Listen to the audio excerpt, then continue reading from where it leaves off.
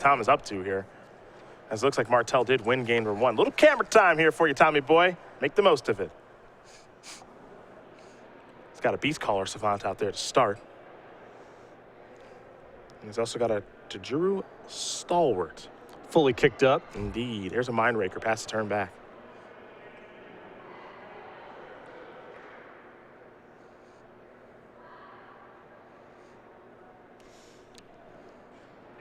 It would be great if the much maligned green, and you and I are as responsible as anyone else for its maligned status this weekend, were to go on to win the Grand Prix. I'd love it. Showing that anything is possible. 11 green cards in Martell's deck. Yep.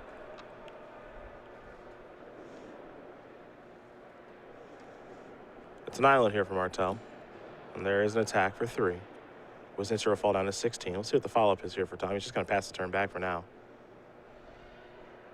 Again, small splashes for Martell. Base green, base white. Grove Rumbler, Coastal Discovery, Royal Spout, his splash cards. Oracle of Dust here from Wiznitzer. Looks like that's going to resolve. Stasis Snare will take care of the 3-5. Plains to draw here for Martell.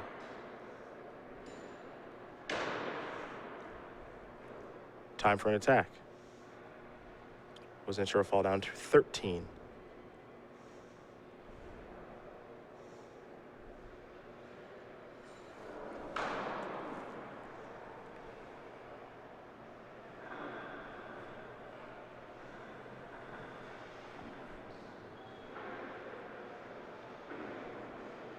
And there's a forest. And Martell will just pass the turn back. Wiznitzer will draw. Looks like a Martell sitting on a hand of Coastal Discovery, which he would like to awaken next turn, and a Plummet. Oh, there's a flyer to Plummet. He'll take it down. Wiznitzer with a small smile there. This is getting a little frustrating. If Martell could have imagined a play for Wiznitzer to make, that would be on the short list. Yeah. Spend your turn casting a flyer. All right, cool, Plummet. In for 3 yet again. No good blocks. Wiznitzer will fall down to 10. Coastal Discovery with Awaken. He's going to awaken the forest. It'll get 4 counters. Martell will draw 2 cards. Keep in mind, Beast Caller Savant cannot actually pay for a spell like that, a sorcery. Yeah, it's only 4 creature spells. Yeah. Back over to Wiznitzer. Can he get something to stick? There's a swamp. Dominator Drone will come in. Cause a little bit of life loss on Martell's side. But that doesn't prevent Martell from having good attacks this turn. He can still keep trucking on in with his land and his stalwart. Even if he has no tricks in hand, the attack on the table is good. Looks like Eldrazi's Sky Spawner may have been the draw.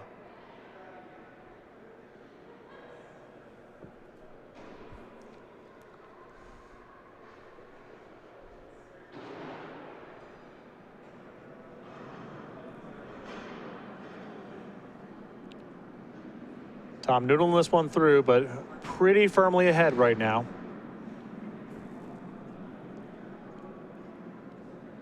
Gotta like his positioning right now. He's got some good options in hand, too.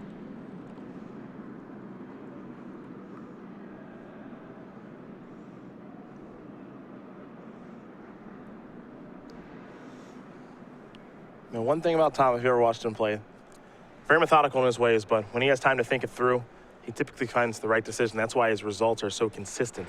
He's also a player, I've watched him now, played against him for a number of years. He slows down when he's ahead. Yeah. He likes to turn the 99% games into 100% games.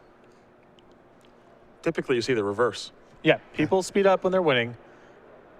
Martell now in a position where he's thinking, just take a second, examine everything, don't move too fast.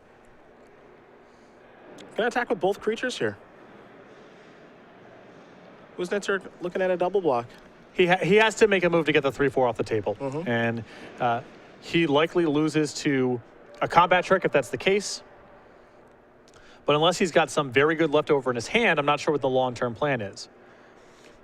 I guess at this point it's more attractive to block the 4-4, but it's the same premise. Well, there's Ulamogs. nullifier, excuse me. That's going to be a triple block. And this is a pretty good triple block here. Even if Martell has a trick to remove one of the blockers from combat, Martell still only kills one thing, and the 4/4 gets off the table.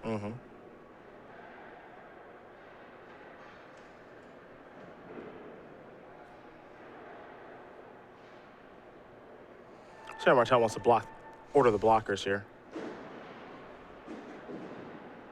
Mindbreaker down. To the skies now. Yep. I like that plan there for Martell with the Ghostly Sentinel. Wiznitzer tapping mana very quickly. Appears he has something. That's a Cloud Manta. Not bad, at least it's a card that can trade even. Yep. And a Benthic Infiltrator.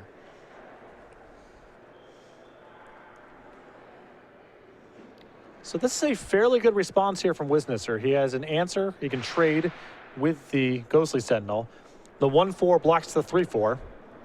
Martell obviously dealing with a handful of cards, so you can't feel too safe, but on the table, things look okay.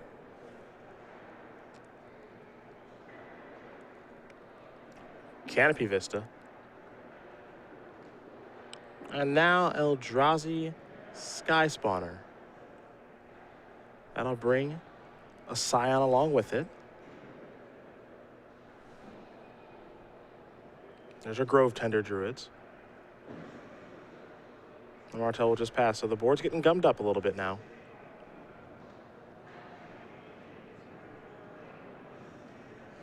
The Grove Tender Druids can start to make some plant tokens if things do break Martell's way as far as allies are concerned. And Wiznitzer, no good attacks, so have to pass the turn back, so we're working ourselves into a bit of a board stall here. Yeah, and that big attack a couple turns ago, Martell took the Mindbreaker off the table instead of Ulamog's Nullifier, assuming that his 3/3 Ghostly Sentinel would be dominant in the air against the 2/3. But then Wiznitzer drawing the Cloud Manta means suddenly the board's sort of at parity. So who can break that parity as Martell plays the Plains? That is the question. He's obviously casting something. The question is what? It's the Griffin. He'll gain 2 life. But again, doesn't appear to be any good attacks right now here for Tom. Dominator Drone here from Wiznitzer. He'll get a drain there. Martell will fall a little bit lower and he'll untap.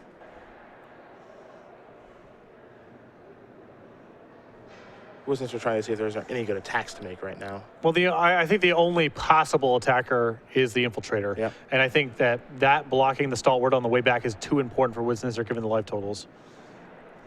It's a nice card to have in play because if he ever draws something that requires a process, he can get it at a moment's notice. But I think in the absence of that kind of card, he's better off just hanging back on defense.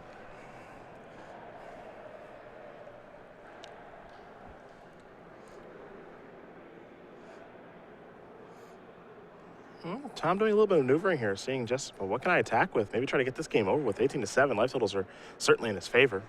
Moving some blocks around here. Yep.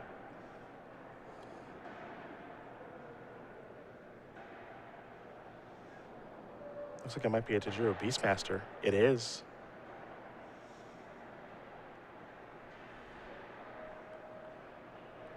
Could just pass the turn back. I believe Territorial Baloth actually the card. But that's still great. I mean, Martell gets to play a land and attack with a 6/6. Wiznitzer probably has to double block, start moving it off the table. And if Wiznitzer starts losing his forces, you know, he's barely, as it stands, making the board such that Martell can't alpha strike. If Martell is able to trade one of his creatures for 2 of Wiznitzer's, then things start breaking down for Wiznitzer very quickly. So if Tom does have a land, the Baloth will turn into a 6/6. And perhaps a good attack to be had with multiple creatures. A lot to think through here for Martell. On board, there's no block that Wiznitzer has against a 6/6 Territorial Baloth that doesn't involve losing 2 creatures. The most obvious block is probably just putting both the Dominator drones in front that allows you to maintain your defenses in the air. But then the board starts looking pretty bad. I mean, Martell might be able to just start going wide at that point.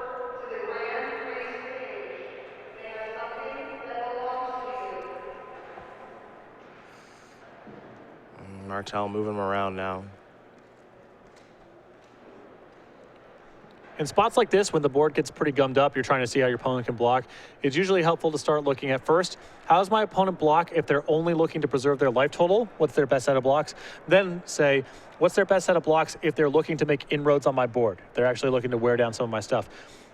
If you look at those two extreme ends of the spectrum, it'll usually frame what looks like good blocks for you. You can start narrowing it down from there.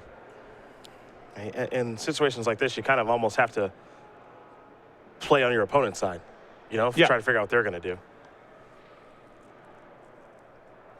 And also, then the last piece of this puzzle is what do things look like in the event that the last card in my opponent's hand is relevant? What if it's a removal spell? Am I blown out, or is it still not that bad for me? There's a forest. That'll trigger the territorial Baloth. They can do a 6/6 now. Martell is quite clearly going to be attacking with some things here. It might just be that Baloth, though. Yeah, I think he's a bit short right now of being able to make an alpha strike. Assuming Wiznitzer makes the straightforward block here and just double blocks with the 2 Dominator drones, I think next turn, Martell can make a big attack. But there's too many, 2-3 in front of your 2-2 style blocks Wiznitzer has available to him this turn if Martell attacks with everything.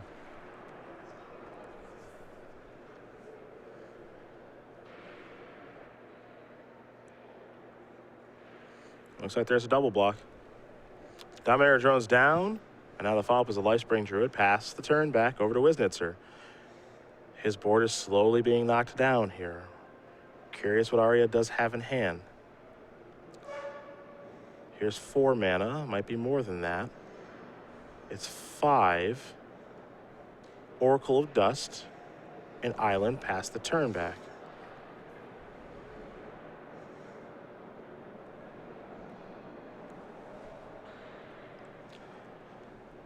Martell reaching pretty quickly here. Looks like he's thinking about gearing up those flyers. Yeah, in the first order of business he does.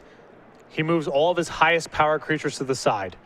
Do the leftovers kill Martell, assuming that he just blocks the biggest stuff. Or, excuse me, do the leftovers kill Wiznitzer? Wiznitzer right now with 4 blockers. Didn't get a great look at Martell's draw step, but he might just turn all the creatures sideways and say, I dare you to have something. I count 6 on the table here. Yep. Assuming that Wiznitzer just goes ahead and blocks the 4 biggest things. Now, if Wiznitzer goes and makes those blocks, that doesn't necessarily mean things are bad for Martell. Wiznitzer is going to lose some of his creatures inside of combat. Now it's on Wiznitzer to figure out how the heck to block. Because everything's coming. You don't even know if Martell has a trick. If you have a trick, you probably can't beat it. So I don't know if you work that into the equation or not. So you're trying to figure out how can I block the most stuff, get the best inroads on the board, and maybe stabilize at 1 life and be able to play on. Yeah, these blocks right now, they look good in terms of maintaining the board, but it leaves Wiznitzer exactly dead. He does not have the luxury of putting the Explorer in front of the Druid. I think he has to put it in front of the Stalwart. So instead of Martell losing a creature, now there's a bounce on the block. That makes the Alpha Strike for Martell next turn way more likely to work. So you're going to see the dance. The players are going to move everything around. This is how tight it is. If Wiznitzer is at 8 instead of 7, I'm not sure Martell can make this attack. Yep. He knows that he's got Wiznitzer bound up a little bit because his blocks are forced in a very specific way. He cannot afford to sacrifice any damage coming in to make inroads on the board.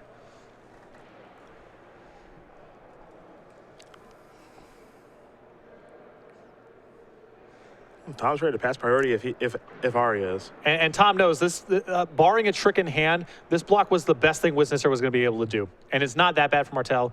There's some trades, there's some bouncing off. Yeah, a little bit of Martell's board is swallowed up, but he's still at 5 attackers versus 3 blockers and Wiznitzer's at 1. Everything's lethal. Yep. And if Wiznitzer's last card in hand is just a land, he needs to draw something extremely good to get out of this. Now, there are some good draws available, so we'll see what he does find. Yeah, he'll show you 2 cards that don't do very much, and that's going to do it. Tom Martell's going to win this match here over Aryeh Wiznitzer.